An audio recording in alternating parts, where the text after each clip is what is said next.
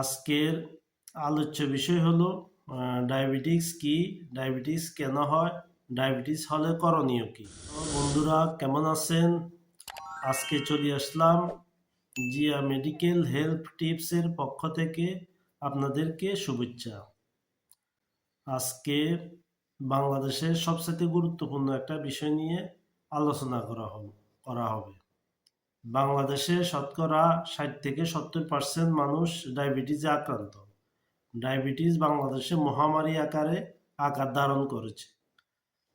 এই ডায়াবেটিসের থেকে কিভাবে বাংলাদেশের মানুষ রক্ষা পাবে সেই বিষয়ে একটু গুরুত্বপূর্ণ আলোচনা করব। আজকের আলোচ্যের প্রথম অংশে ডায়াবেটিস কি।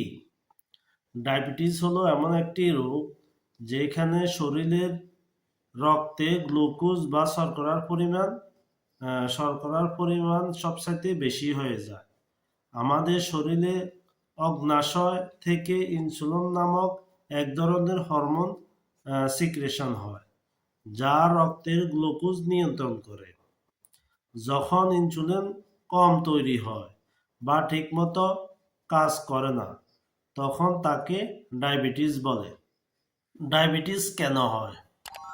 ডায়াবেটিস হওয়ার কয়েকটি প্রধান কারণ। 1 নম্বর হলো বংশগত কারণ। পরিবারের মা বাবার এবং আত্মীয় স্বজনের ডায়াবেটিস থাকলে ঝুঁকি বাড়ে। 2 নম্বরে অতিরিক্ত মিষ্টি অস্বাস্থ্যকর খাবার খাওয়া। 3 নম্বর হলো স্থূলতা ও অতিরিক্ত ওজন। 4 নম্বর হলো ব্যায়াম কম করা বা ব্যায়ামের অভাব। 5 নম্বর হলো মানসিক চাপ। 6 নম্বরে উচ্চ রক্তচাপ ও কোলেস্টেরল বেশি থাকা। 7 নম্বর হলো গর্ভাবস্থায় কিছু নারীদের ডায়াবেটিস হয়ে থাকে। বয়স বাড়ার সাথে সাথে ঝুঁকি বৃদ্ধি পায়। ডায়াবেটিসের সাধারণ লক্ষণ। 1 নম্বরে বারবার প্রস্রাব হওয়া, বেশি পিপাসা লাগা, অতিরিক্ত ক্ষুধা লাগা, ওজন কমে যাওয়া, দুর্বল লাগা এবং ক্ষতস্থান শুকাতে দেরি হওয়া, চোখ ঝাপসা দেখা। ডায়াবেটিসের ধরন। ডায়াবেটিস 3 ধরনের হয়ে থাকে। টাইপ 1 ডায়াবেটিস, শরীরে ইনসুলিন খুবই কম বা একদমই তৈরি হয় না। 2 নম্বরে টাইপ 2 ডায়াবেটিস, ইনসুলিন ঠিকমতো কাজ করে না, এটি সবচেয়ে বেশি দেখা দেয়।